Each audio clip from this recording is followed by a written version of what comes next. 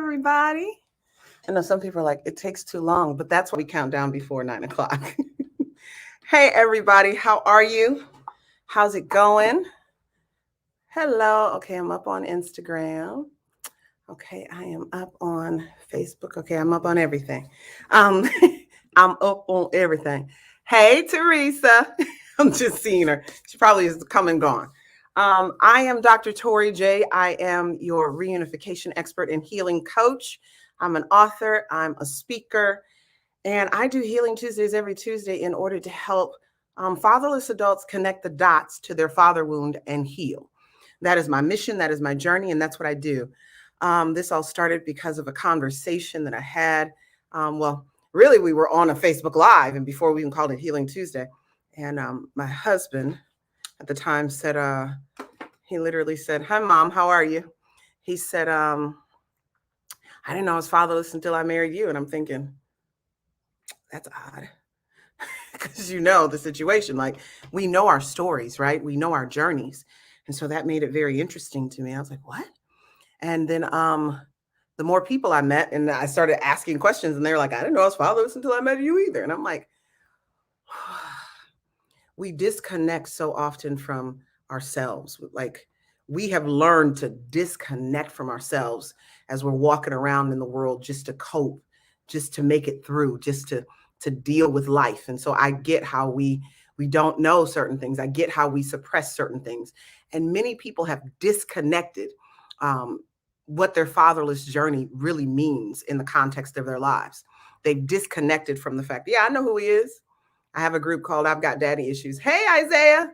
I have a group on Facebook called I've Got Daddy Issues, where we've been walking through and working through rewriting our fatherless journey. And I make people answer questions before coming into the group. And today I allowed a young lady into the group who she simply said, you know what? Yeah, I knew my father. I'm fatherless, but not really, because I knew my father. Knowing your father does not take you out of the context of being fatherless. Did you build a relationship with him? Did you know anything about him? Did he pour into your life? Did he help develop you? That becomes the conversation as to why you're fatherless. And I have gone through different journeys and different conversations with people in order to help build them up to grow from the pain and the hurt of their fatherless journey. But let me just get to the conversation tonight, right? Tonight, we started last week. Tonight, we're going to continue our conversation on the journey to reunification. A lot of times people say, well, I'm an adult. What do I need my dad for? I'm grown. I don't need nobody. Like, what are we talking about? And so what you don't realize is you don't know what you're missing until you know what you're missing. And you miss out on a lot when you don't have your father present. You miss out on a lot when your father is not present in your lives. So let me kind of recap some of the stuff we talked about. I really started this 2 weeks ago, but realized I was speeding through it and realized because I've done this a lot. I flew through the conversation of asking your mom the hard questions. So we really honed in on what kind of questions do you need to ask your mother? What does that look like in the context of being respectful? I don't know if I want to call it loyal, because loyalty keeps us trapped and keeps us bound, but definitely being respectful. Not wanting to make them feel like there's a guilt or shame attached to you knowing, the answer to some of these questions. This is not a place of blame. This is simply a place of investigation and research in order for you to have what it is that you need. Those are the 2 points that I think we need to always hone in on when it is a delicate situation that we have to ask our mothers these questions about who's my dad? Because if you have to ask your mother that question, you've got to know there's some complications involved in that relationship, and she might not want to share that with you. I need to pick up something right here. Even earlier this week, I had another conversation with another mother. I think I told you guys I have a 55-year-old woman who's looking for her father, and I had to have a conversation with her mother. I don't know if I had it before this talk. I'm not really sure last week, but in talking to her mother was like, I wasn't trying to let my daughter know anything about her dad. Now, mind you, the woman is 55 and her mother's in her mid 70s or early to mid 70s. She was a teenage mom, and it was a situation that she really just wanted to cut ties with where she came from, how this all started, and she didn't really want to deal with it Hi, Tyson. How are you? She didn't really want to deal with it, but in having to deal with it because her daughter now at 55 years old.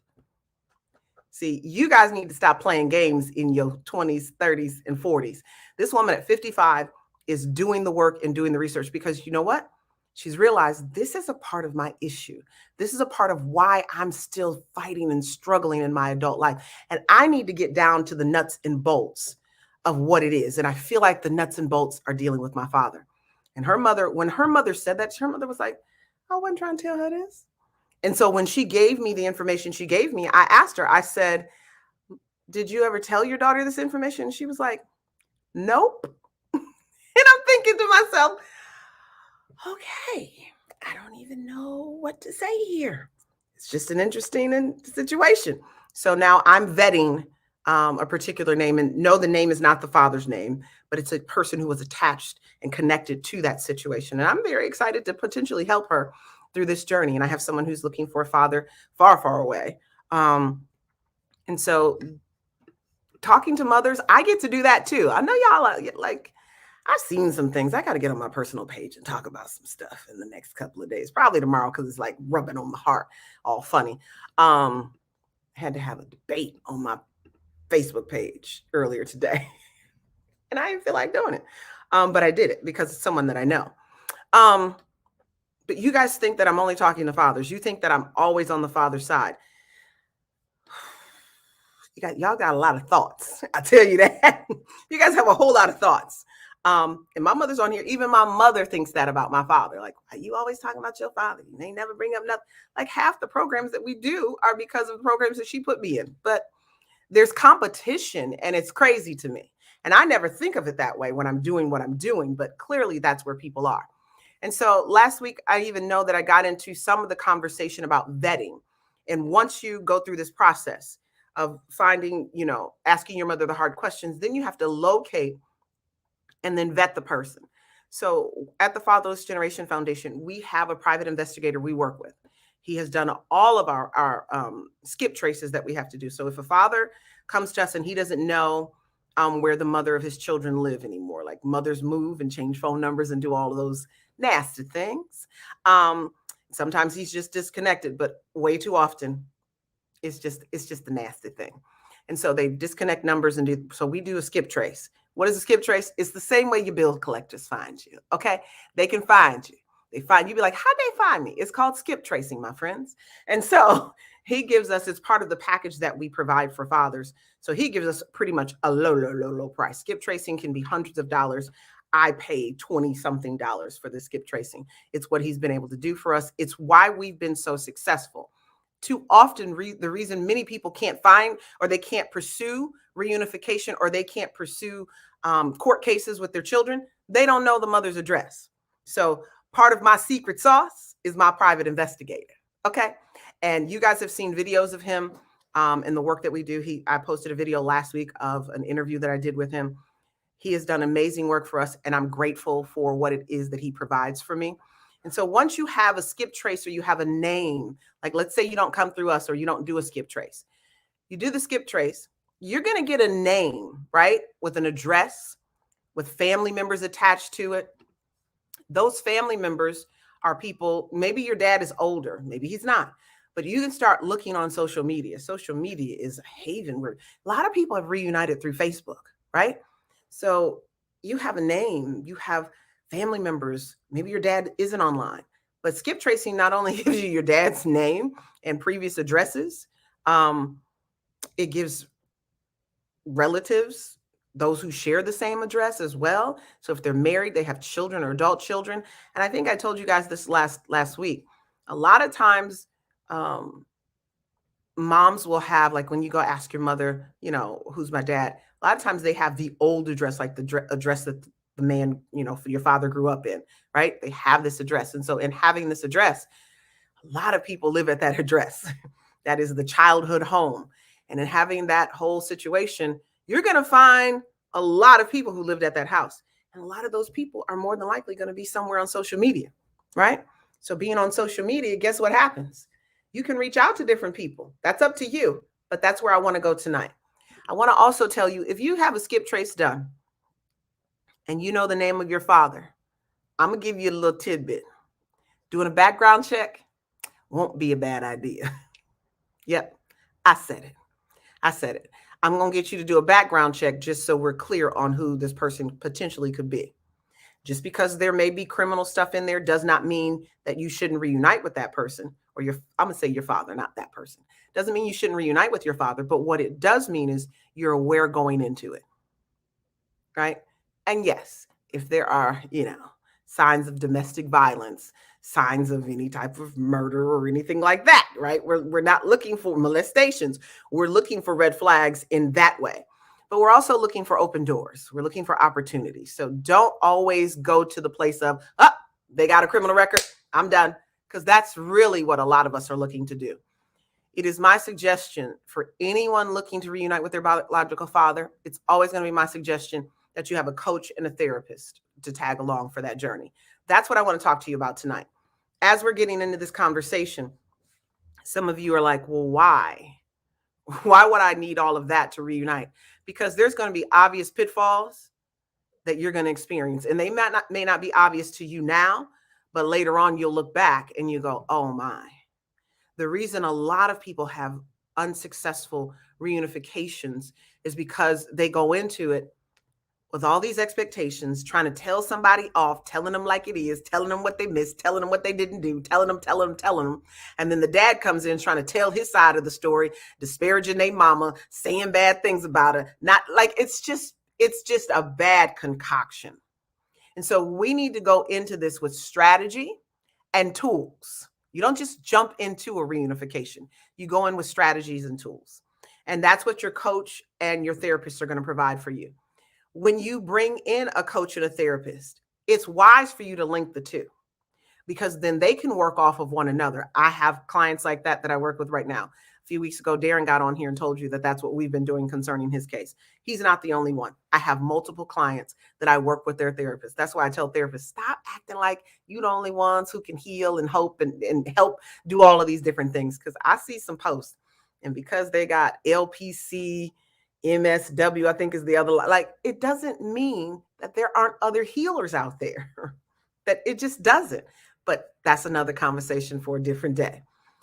I want to go through a few steps here, I guess there's steps, or points. Let me call them points as to why you need to engage with a coach and a therapist. Number one, when you reunite with your father, emotions are going to be at a heightened level. And these emotions, many of you have never either felt them before, or when you felt them, they were in a negative situation.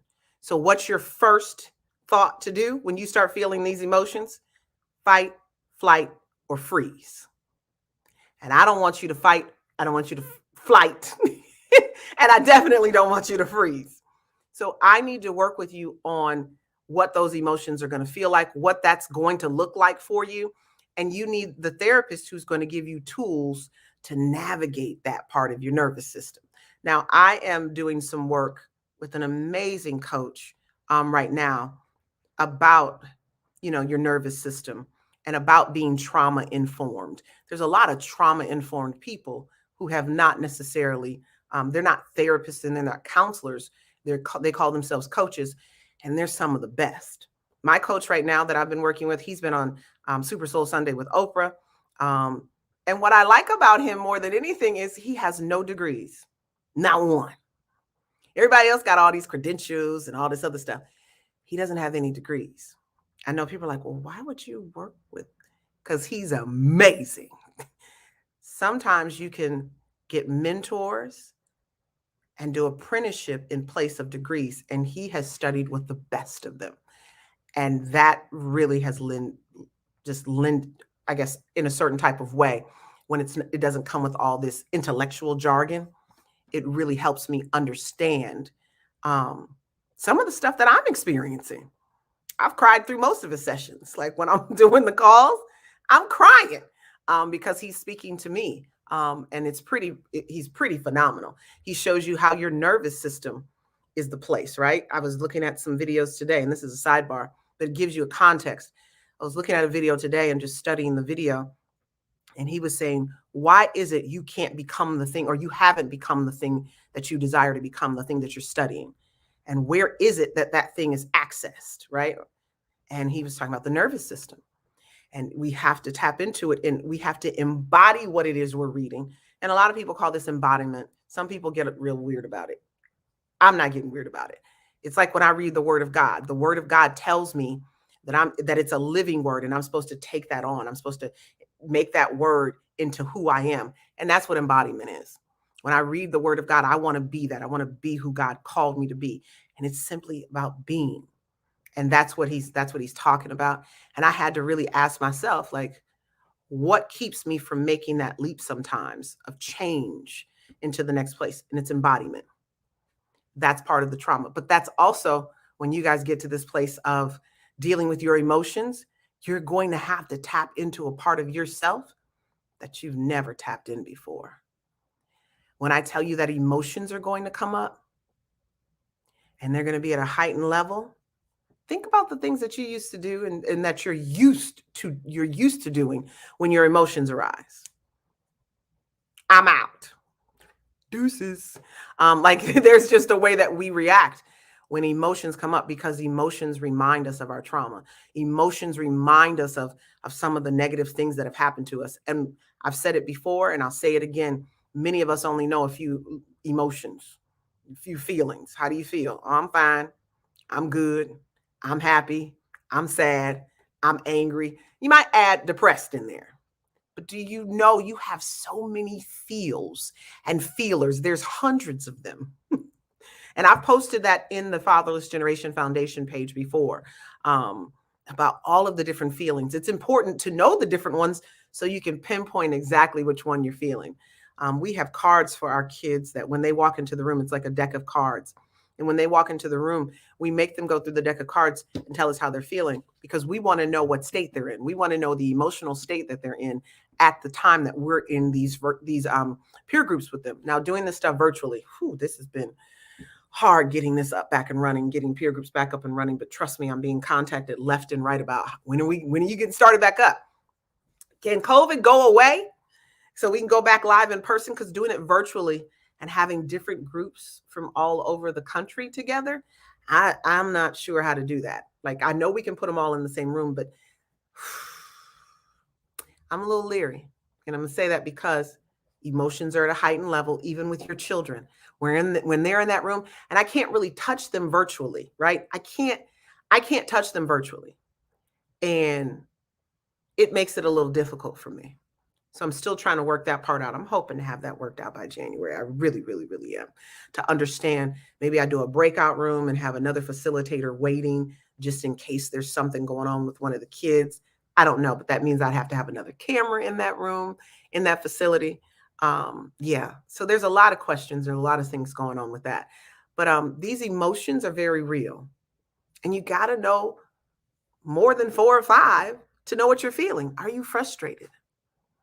Anger is one, but are you raging? I went to my chiropractor a few months back. The joint I love, but they have some interesting chiropractors that tend to rotate out. And this last guy he was different. I'll say that. I'm gonna leave it at that. And he was talking to me about this area right here, and he was like, "You're like, it's really tight right here." And I was like, "Yeah, I'm going through I got a lot of stress right now." And he said, "You know, that's where you hold your anger." What? I'm angry? I'm pretty sure I am. I do get angry. But to hold like that just told me that I'm suppressing my anger because I don't want to be like, "Ah, ah." I try to control it, right? That's who I am. But at the end of the day, when he said that, I was like, And it just put me in tune, because that's one of the things Master and Kip teaches as well. The scripture says, call those things that be not as though they were or are, right? And a lot of people run through that. And I've said this to you guys before. You have to acknowledge stuff first. And he makes you acknowledge, like if your stomach is hurting, your back is hurting, or when you're meditating, something's hurting. If your heart is hurting, I feel you. I know you're there. And you release it. But oftentimes we're like, nope, my heart isn't hurting. Nope, My stomach don't feel a doggone thing. No, I feel amazing. And you're lying because you're trying to put these positive affirmations. Mastin Kipp has caused me to love affirmations because I couldn't get past the fact that you're trying to make me act like reality ain't real. I couldn't get there. So there's this place of understanding that you acknowledge what you're feeling, but you also acknowledge where you want to be or where you should be, in a sense, right? I am, right? I am, yes, I am, but I don't feel like it. but yeah, that was some work in itself for me, because positive affirmations, I was like, y'all faking, y'all ain't telling the truth. Look, I have my flaws and I have my issues. And so that was one of those places. Emotions you cannot ignore. Stuffing them down will only create the bomb of the century waiting to go off. It is a moment, it's just waiting to go off. So when you are looking to go on this journey of reunification, one of the reasons you need a coach and a therapist is because we're going to help you deal with those emotions. I'm going to be the person to tell you what's going to happen next. I'll get to that in a minute. I'm jumping the gun a little bit, but I'm the person I'm going to tell you, like Daniela in the testimony that we've shown a few times. Daniela, and you can go to YouTube and see it. Daniela tells you, Tori was telling me what I was going to experience. Tori was telling me what not to expect. I was telling her. And every time she'd be like, you were right. Yep, you were right. I have a specific type of client. Everyone is not my client. I am not trying to make everyone in the world my client. There are 24 million fatherless individuals in this country. If I can get a third, and I think a third belongs to me, I think they're my perfect client. That's all I'm looking for. That's a lot, though. But I mean that genuinely. Sometimes when we're in business and we're doing certain things, we're trying to get everybody. Not everybody is my client. Not everybody is the person that fits with me. When it comes to coaching, I know what's going to happen along this journey. Why? Because I've gone through this journey. It gives me, when you've gone through this, it gives you the blueprint to give to other people. My best friend said something earlier today that's going to lead me into the next thing. The next thing is, well, I'll say what she said. We were talking about being a bridge. And we were talking about people traveling to different parts of the world and potentially moving to different parts of the world, giving people a bridge, a blueprint to follow. And when she was talking about this, it automatically hit me in my mind. And this is what hit me. When we look at scripture, there's a lot of individuals that God says, sever ties with your family and go follow after me. That happens often. And I know we also live in a world where it's like, honor thy mother and thy father, and so your life will be long. It's the only scripture that gives you long life. And I'm like, get out of here with that, because there's other scriptures like provoke not your children to wrath. Okay, so we have what feels to be competing or conflicting scriptures where God is telling someone to leave their family to go follow after him. But I thought following you was about family. Depends on how your family's acting. But here, I'm not saying that happened with Abram, because it didn't. But let me give you one person it did happen with. It happened with Joseph. Yes, I'm biblical. I'm going to go there. Joseph, his own family was destructive, sold him into slavery, beat him down. He had to go through all these different things. And he finally made it to the king's palace. And guess what he was? In a time of famine, he was the bridge for his family to come over. You are the curse breaker of fatherlessness in your family. You are the curse breaker of alcoholism. You are the curse breaker of depression, anxiety, single motherhood, absent fatherhood. You're the curse breaker of all of those things. But guess what that means? That means that you cross over. You now have the blueprint, and you're now able to get other family members to cross over with you. But too many of you are still holding on to the dysfunctional patterns and behaviors of your family and being tied to your family. God can't make you the curse breaker. So now you're stuck in a situation and you can't even get the calling and the purpose that God has for you. While you're holding on to something, God has something greater for you. And it doesn't mean that just because he's telling you to let go of your family in this moment, and this is such a sidebar, but I know that I need to go here because this is, I'm telling you the next point. Because he's telling you this, because many of you feel it when you start to walk in divine purpose, but you turn back because you're like, that can't be God. No, that's God. And I'm yelling at my computer, that's God. So don't say what's not God, because I'm going to go to the next point I want to make.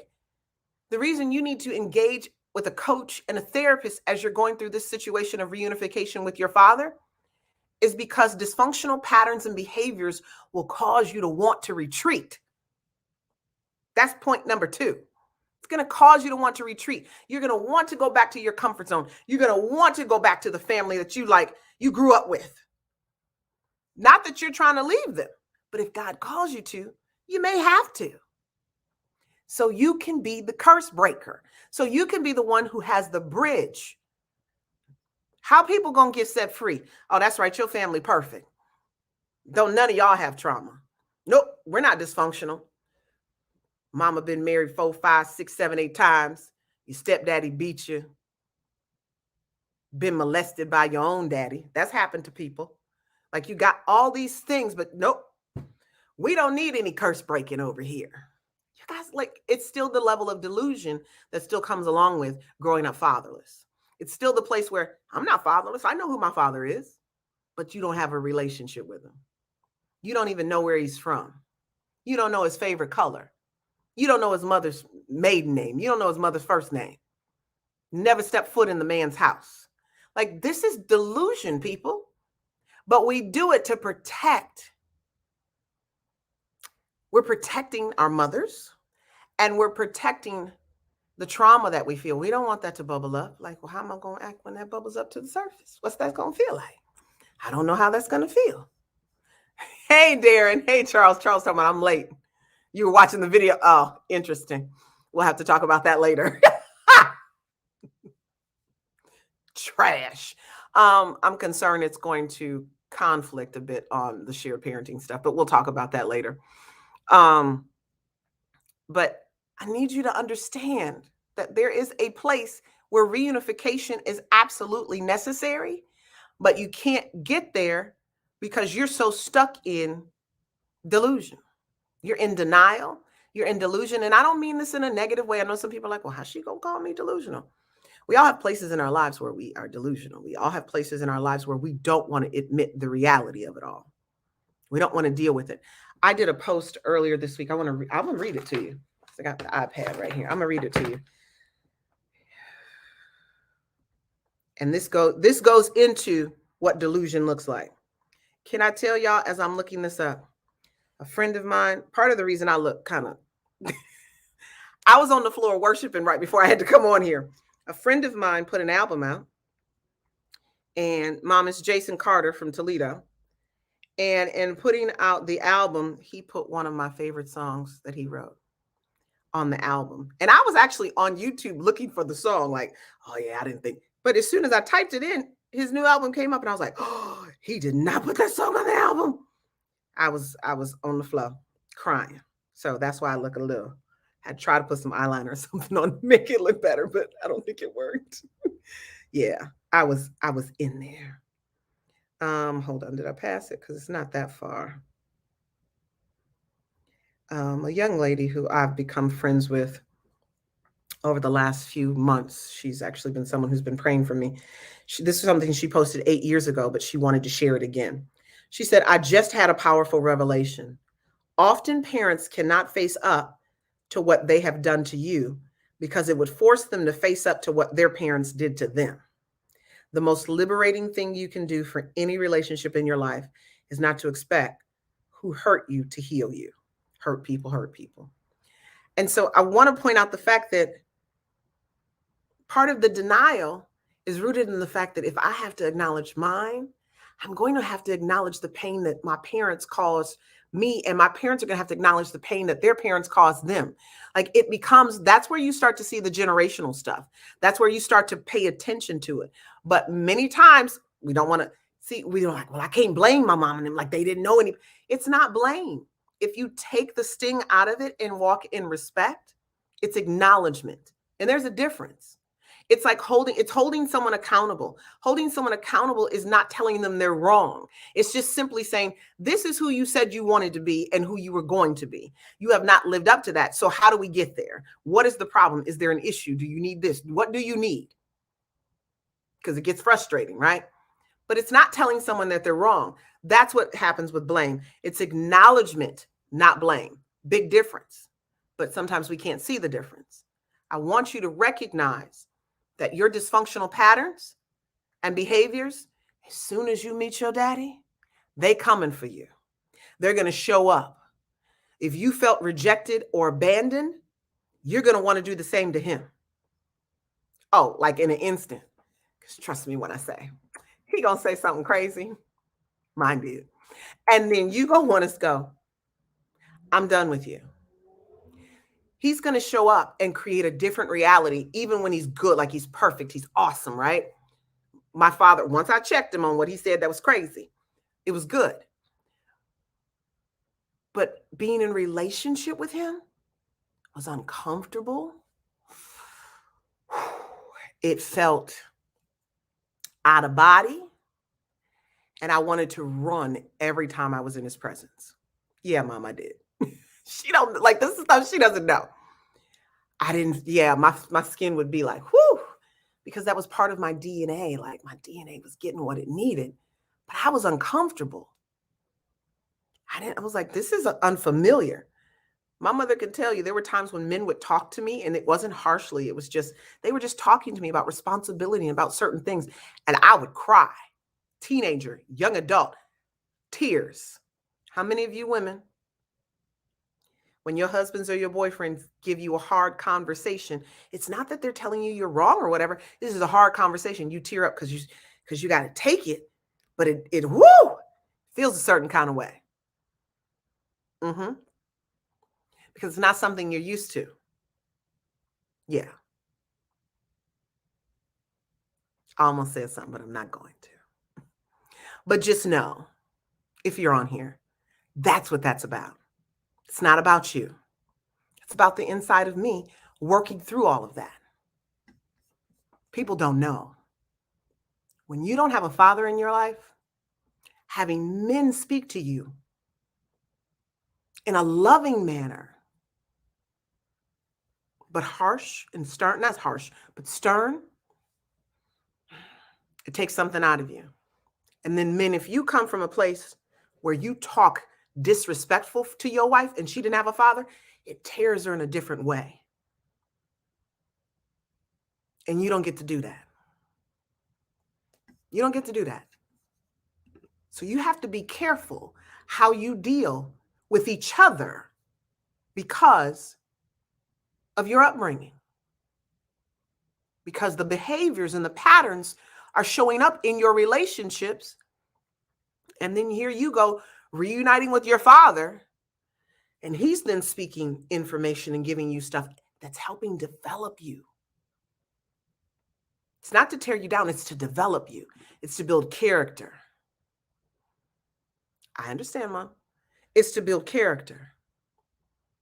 It's to develop you emotionally and spiritually. There was a point where I wrote my father a letter. And I said, I don't want to be in a relationship with you no more. You are confusing the dynamic between God and I. He wasn't confusing it when I look back on it. He was actually developing it, giving me a real reality of his purpose in my life here on earth that was instructed and instituted by God. Many believers, Christians, those who walk spiritually, we always, say, God is my father. That's cool and all. That's great. But did God give you an earthly father? Yes, because you were not conceived through immaculate conception. Your earthly father is to be the example of God on earth in your life. Yeah, I get some of us can't have that. Some of us can't be reunited. Maybe the dad passed. Maybe the dad is just the worst of the worst of the worst. I get it.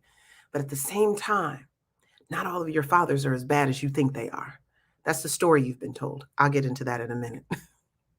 I keep jumping ahead a little bit. I know I'm kind of leading myself because I'm looking at the time too.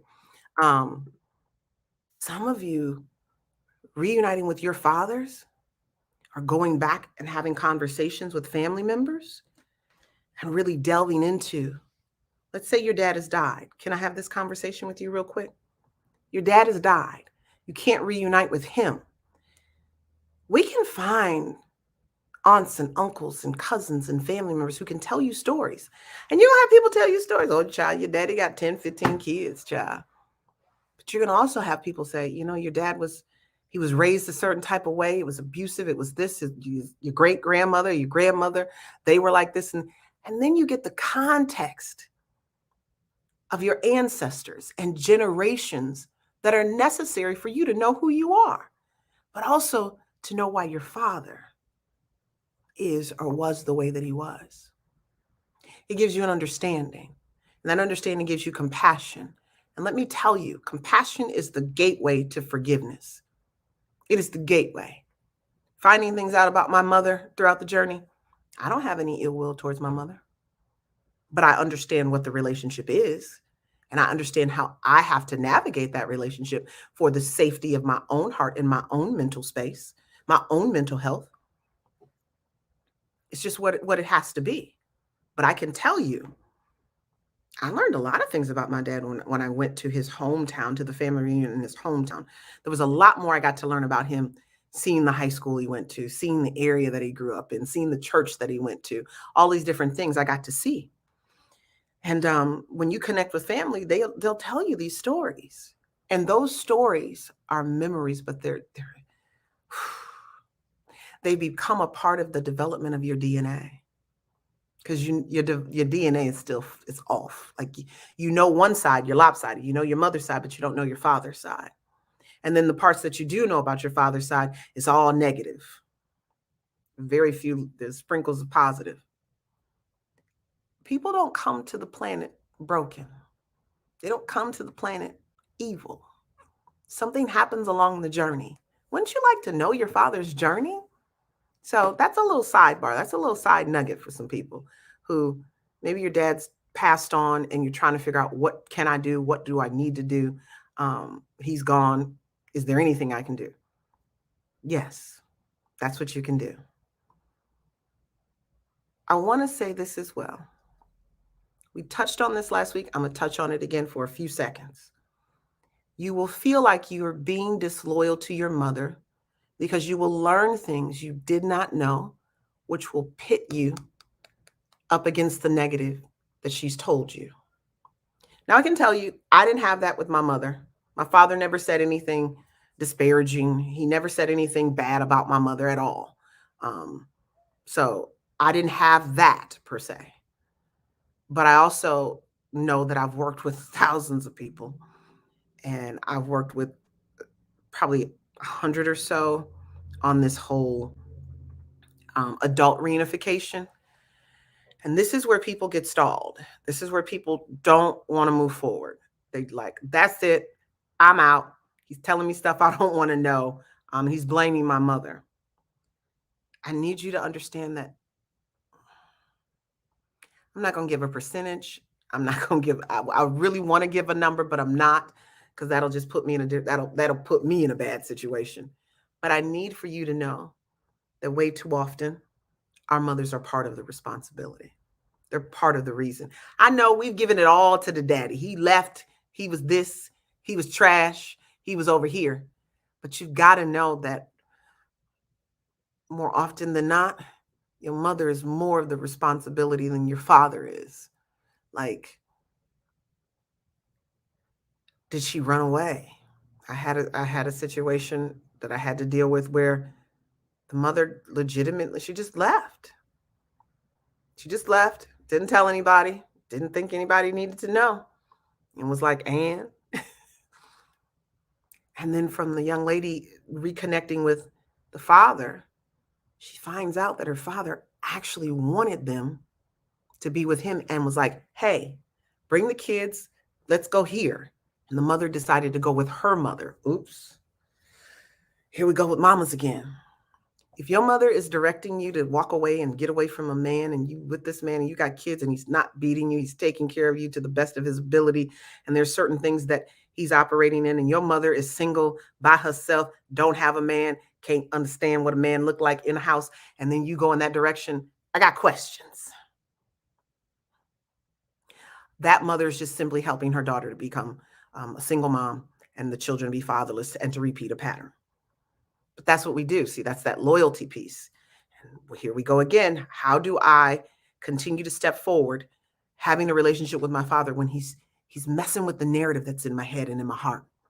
He's messing with the narrative that I've been dealing with and I've been walking in for 30, 40 years, 50 for some people.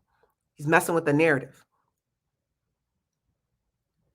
I was able, and I don't want to say too much because I didn't ask her if I could use this story I learned earlier. Even though you don't name names, people know who they are, and sometimes they get a little touchy about it.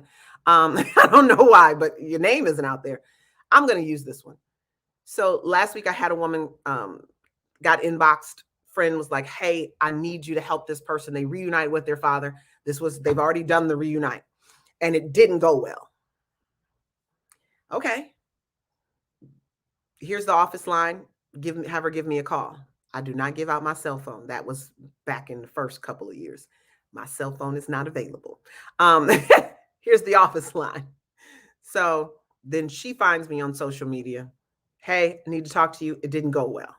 So when you tell me it didn't go well, what are you guys thinking? Are you thinking the same thing I'm thinking? He was a jerk. It was horrible. Blah, blah, blah. Nope. No. And I think some of her steps are going to help you. Here we go. So as I'm talking to her, she gets to the city. They go. She sees it. Sees her dad. He's like, "Oh my God, I haven't seen you. So amazing." And so they have a great time.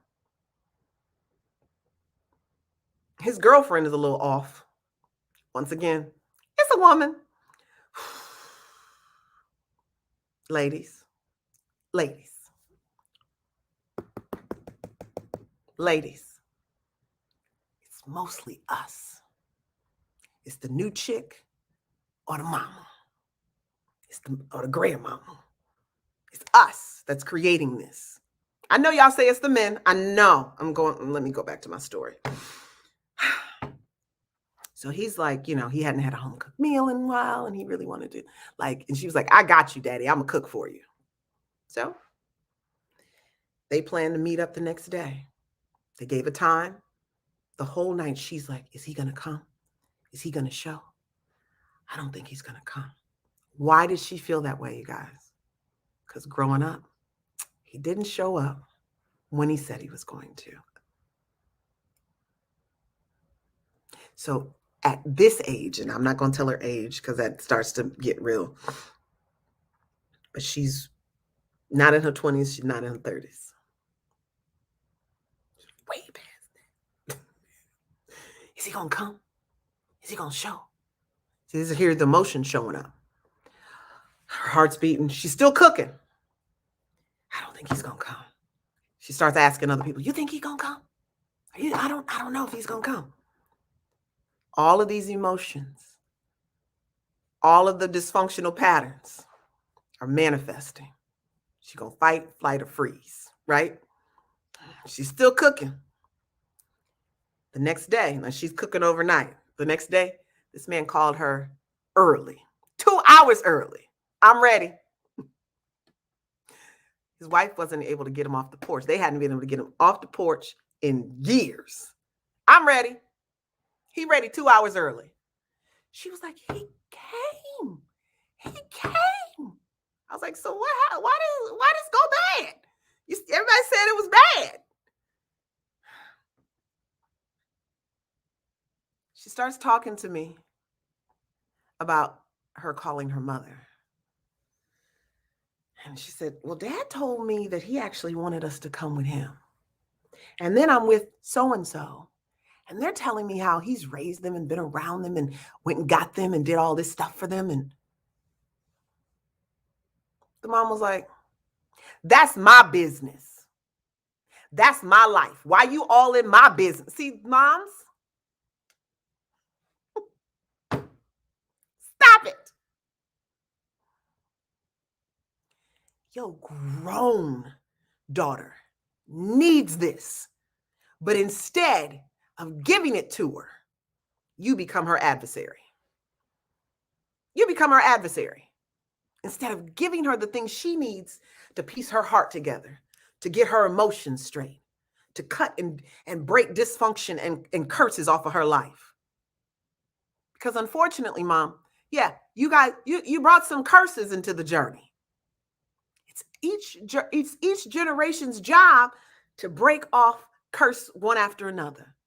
Hey, if you get one in your generation, great. If you get 5, but I can't get them if you don't talk to me. I can't get them if you become my adversary while I'm trying to break them.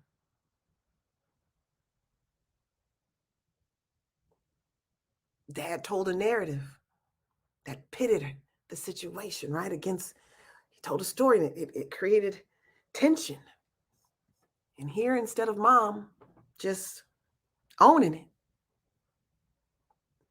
she makes her daughter her adversary. As if her daughter is like trying to be her adversary. She's not trying to be your enemy. She's trying to understand who she is. This is about her identity. This is about where she comes from. This woman had been walking around believing that she was abandoned and rejected by her father. And so there had been some situations, right, that made her feel that way. Many of you're walking around believing that you've been abandoned and rejected by a father. And because you don't know him, you don't even know that side of the story. Maybe you weren't. Maybe you're carrying some spirits and some emotions that have really nothing to do with you. They're only part of a story. It's like watching something or watching a movie. That's not your reality. That's watching a movie. A narrative, a story is like watching a movie outside of yourself. But if you take it on as your own identity, then it becomes yours. That's all you know. It's yours. And that was all she knew. Sometimes that's all we have, and I get it. But when you get a different story, don't reject it immediately because it doesn't line up with the one that you've been told. Too often, that's what we do. And then that's the moment, once again, where you're like, I'm done with my daddy. I don't want nothing else to do with him. He talked to me, and I don't like how he made me feel, and I don't like what he said, and he ain't got it together anyway. And he ain't this, and he ain't that, and he need to. I know you had God as your daddy your entire life. And here this man shows up with all of his imperfections, and you're like, I could do without him. Actually, you can't. There's some things only he can tell you. There's some things only he can develop in your life. And when he's not present, they're not going to be developed. It's all DNA. Yep, stepfather, coaches, surrogates, I tell you guys that all the time. They can step in, no problem. But there are certain things in your life that only your father can develop. Sometimes that's not even about talking to you. Sometimes it's just sitting in a room with you. My grandfather was a man of very few words, but I loved it when he came over to our house. I loved seeing my mother light up when he was there. I loved watching her give him that buttermilk that curdled. And she loved doing it because that was my mother loved her father. And she loved having that connection with him. And he barely said anything. But being in the room with him, in his presence, it was filling and giving information. That DNA was telling stories. It's like being in like God's presence, right? God's presence, we feel it, right? It's the same way with our fathers, our grandfathers, our great-grandfathers, our uncles. We can feel it, and it tells a story. And in telling that story, we get part of who we are. But if we never sit in a room, with them, we don't know. We don't learn. We don't grow. So sometimes you got to just sit in a room. Sometimes you just got to get close and allow the tension to happen. Tension is on the other side of tension is breakthrough. How do you think you break through? It requires a breaking of the narrative and the story that you've learned, a breaking of patterns and behaviors that you've been operating in, a breaking of emotions that you've been bottling up and suppressing. It's a breaking. Many of y'all afraid of the breaking because you're like, well, God didn't say I was supposed to. And this is not what I signed up for. And in the alienated shared parenting world, that's a whole nother. This isn't fair. The family court system, blah, blah. It's like all of these other things. And I'm not saying that those things aren't real. But what I tell everyone, and I believe it to my core, is everything is spiritual first and natural second. Many of you, your place of breakthrough, your place of pushing past the uncomfortable stuff, pushing past the suppressed emotions, pushing past dysfunctional patterns and behaviors and the feeling of wanting to retreat is getting in your prayer closet. It's going and spending time with Daddy God to figure out what you need to do. And I know that's not part of the conversation you want to have because you want it to only be about steps in the natural. But if you don't know, this is a spiritual assignment I'm on. It's in Malachi. It's the last scripture in Malachi. And it's in Luke. It's Malachi 4, and then it's in Luke chapter 1, verses 15 through 17. I walk in the spirit of Elijah. This is a spiritual assignment. And it says, the spirit of Elijah will come. And I'm going to skip over some. And he turns the hearts of fathers, that spirit, turn the hearts of fathers back to their children and children back to their fathers. What am I talking to you about tonight? How your spirit, how your being gets turned back. But you got to get past all the trauma to get there. You got to dig it all up to get there. Because your heart will never be able to be turned back with all of the stuff that it's been carrying. Both your therapist and your coach are necessary in that journey. And I would even tell you, one bonus that people get when they get me as a coach is I have the spiritual part. But you may need to add your pastor on here. You got to have a team to do this. I'm sorry. So your therapist is going to give you tools to navigate that mental and emotional space, the mental and emotional challenges. And a coach, a good coach in this space, will give you the next steps, the strategic plan in building the relationship. The two have to work together in order for you to have a successful reunification. Without them working together, you're going to crash and burn. You're going to walk away. It's going to be too much. It's not going to be something that you want to do. Not at all. It's not something many people want to do.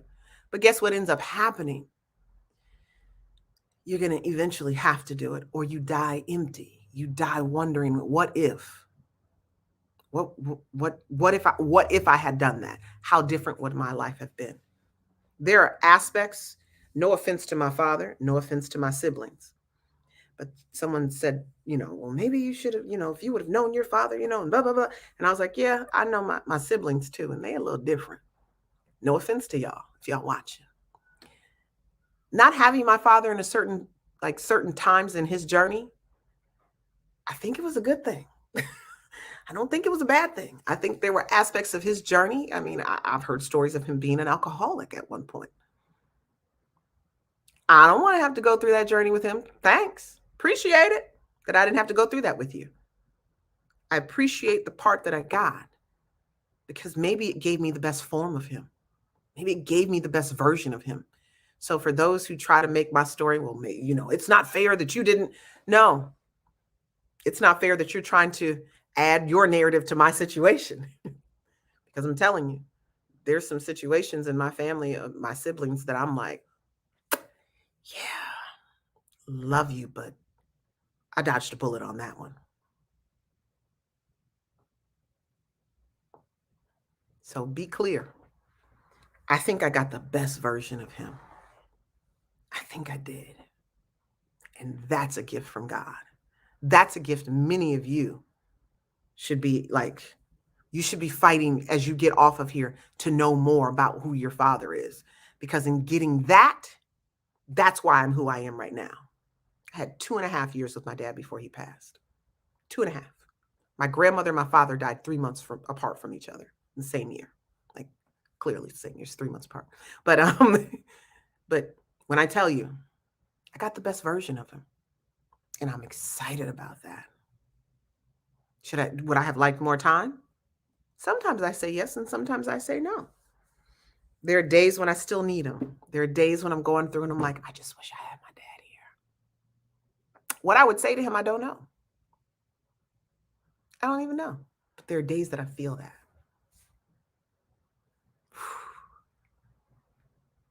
There's seasons that I feel that. And I've posted it online before. And other women who've had dads pass, they'll chime in and say, oh, girl, me too. Oh, girl, I do understand. There are days when I want my mother. Different, parents, different situation. But you guys need to know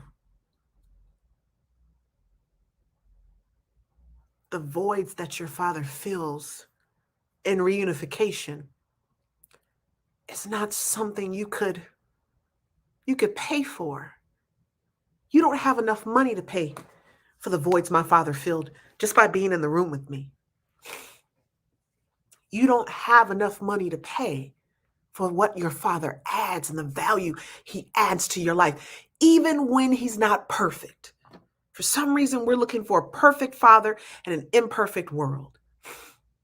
We're looking for a perfect father when our mothers were imperfect. Like, it's insane to me.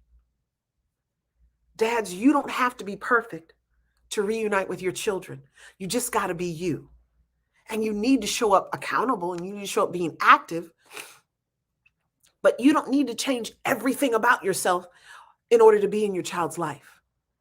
And too many times, dads don't come because they're like, oh, they're better off without me.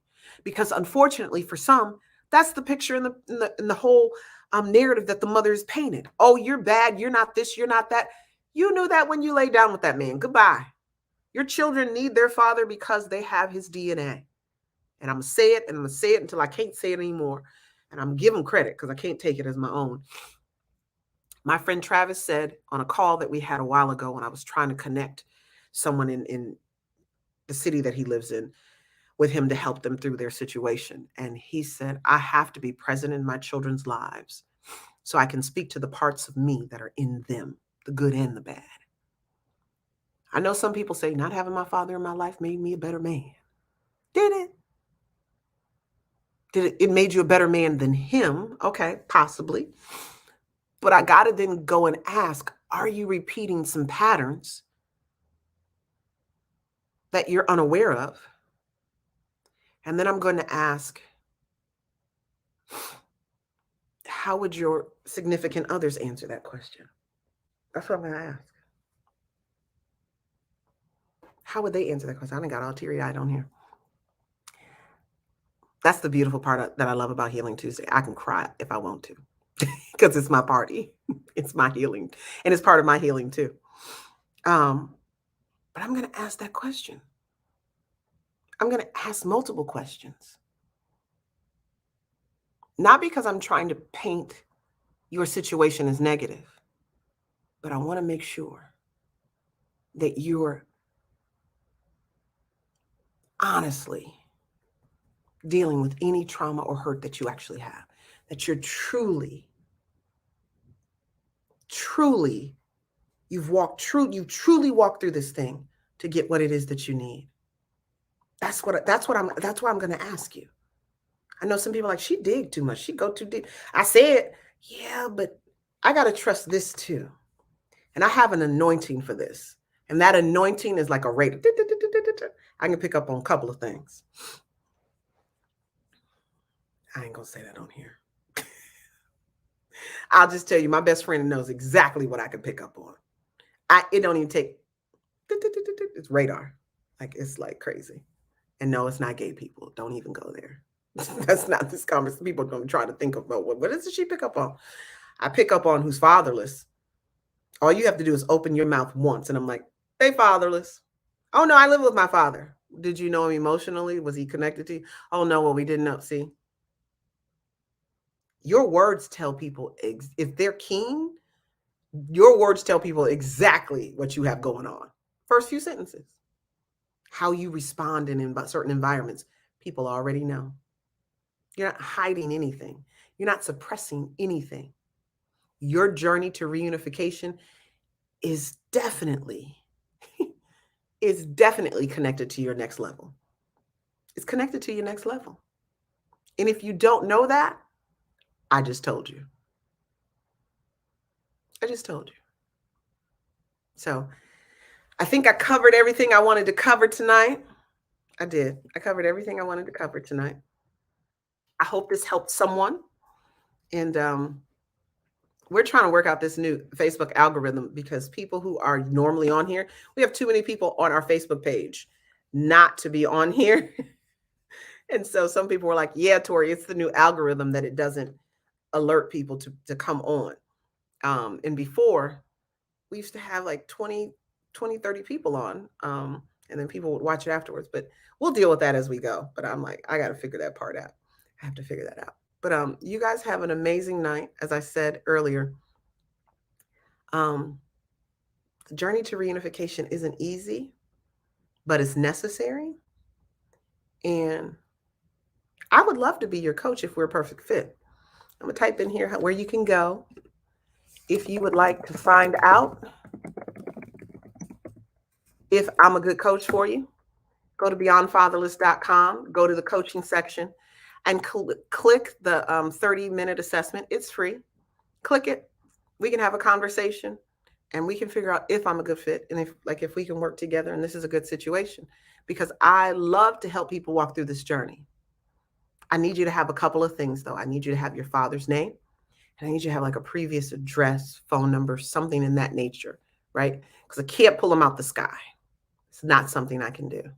And if you just need a coach to help you through your father wound and to get you to the place that you need to be in your life, in your relationships, I might be that coach for you as well. So go there to beyondfatherless.com and you can go ahead and just do the 30-minute free assessment, and let's see how we can possibly work together. And if I can't be that person, and trust me, I'm going to tell you if I can't, I have a plethora of resources that I know some good people who might be able to help you. So connect there. Also, the Fatherless Generation Foundation. Now, this website guy is driving me nuts. Should have been up. It's not up yet. We had to make some corrections, but the new website should be up. You guys, we need your help. We need your donations. We need your assistance to help us. TFGF.org is the website. We need your help. We are all in the space of COVID. And so any donation counts, any donation helps when it comes to helping fathers reunite, but also giving children the coaching that they need to overcome. How beautiful is it that children between the ages of 8 and 17 can now work through their trauma in order to deal with not having their father present? We give that to kids. I have an ambassador now of the first group. She was 8 years old, you guys, when I first worked with her. She is now 20 years old. Kari, my girl Kari. Those who are on here, my husband's on here. Kari is now a sophomore in college. Okay. She is our new Fatherless ambassador. We actually gave her a scholarship, $500 each quarter to buy books, whatever that is that she could buy, or each semester that she could buy. And for being our ambassador. So we're now also filming videos where she's going to talk about her journey. I remember she called me out of the blue and she's like, Miss Tori, I get what you were trying to help me do. I see it now. And I see it. This girl was 19, I think, when she called me. Yeah, it was last year. And we had this beautiful conversation. And so now she is our Beyond Fatherless Peer Group ambassador, and she's working with my very first assistant, who's now on my board, Kashiri. So Kari and Kashiri are working together to take this thing to the next level, where you'll see videos as, question and answers. It's talking about her journey, but it's also empowering other children who are in the peer groups to keep pushing and to be a part of those groups. But every donation counts. We buy journals with those donations. I'm actually creating a journal line even as we speak, so that the children can have TFGF journals. We've been buying journals from stores pretty much for $1 or so to give them a space to write out all their thoughts and things of that nature. Now we're going to give them journals that have TFGF and stuff on, and logo and stuff on the cover. But those journals are not free, right? We have to make sure we pay for those things. One of the ways we get children to learn throughout the process is, or maybe that's not what I want to say. One of the ways we reward children for talking about their feelings and connecting with their feelings is by buying candy. You donate $25, think how much candy I can buy to reward children When they speak and they share their feelings, we toss candy to them. That's their reward. That's why their parents come and pick them up and they be like on 10. It's not my fault. I'm just trying to get them to connect with their emotions and their feelings.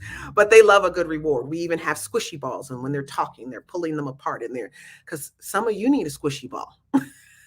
Little, and I buy them at Target. I found better ones now online at Amazon. But those are the things that when you donate, those are the things that we're able to purchase that I don't have to come out of my pocket because this is what I do for a living.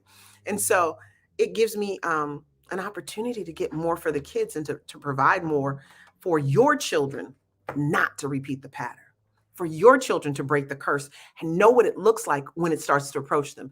Children are learning red flags that y'all just learning in y'all 30s at 9 and 10. They're learning what red flags look like. It's called healthy decision making in our group. But they're learning what those things look like at 9, at 10, I think is when that group really starts getting into that. But I need you guys to know that we need all the donations that you can get and give us. You can go to TFGF if you want to, if you're a Cash App person, I'm promoting tonight. That's the other one. You can go to Cash App. It's Team Reunite. You can donate at Cash App. But once again, I've built and sustained this foundation off 5, 10s, and 20s. Yes, dads pay into their program. That's something totally different. We provide not only dads reunification and adults reunification that they pay for, but we provide peer groups for children. It was 102 peer groups before the COVID hit. And we also provide tutoring and mentoring services. So just know we're doing a lot more than people think we're doing. So if you donate, I love you, and you'll get an awareness ribbon. I have one right here. And I showed you guys this before for those who are tuning in and those who will tune in later. This is our beautiful awareness ribbon made by Reginald Larone. This is one of his paintings, and we cut it out and made an awareness ribbon. Cancer has an awareness ribbon. Everybody had an awareness ribbon. They had all the colors taken. I kept saying, what can I? And it clicked. He's fatherless. He's an amazing, celebrity painter. Allowed me to use a $20,000 print to cut out that ribbon. Appreciate you, Reggie. All right. Look at that. Look, Tokyo Red. Something just dropped on the back. It's okay. Nothing broke. So you guys have an amazing night. See, that tells me that's my time. You guys have an amazing night. And I will talk to you next week. All right. Have a good night. Bye.